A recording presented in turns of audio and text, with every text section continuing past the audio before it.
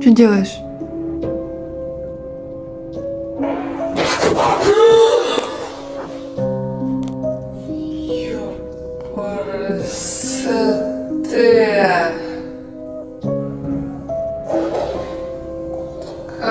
Обосраться можно. Ты в домике, да?